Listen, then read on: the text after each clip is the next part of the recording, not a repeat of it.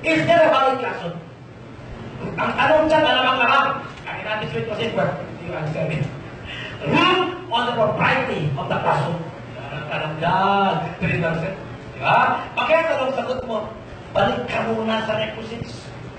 Tirahin mo. Diba? Kasi highlight mo, there is no common objective.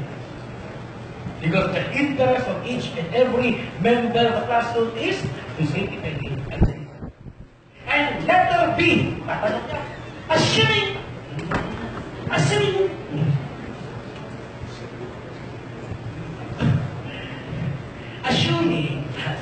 that classroom is not allowed.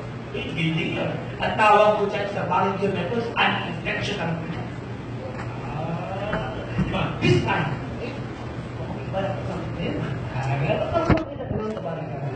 di ba ang deck ang lawyers to do that?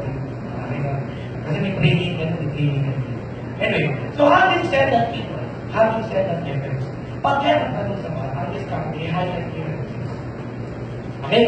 And you make your conclusion there.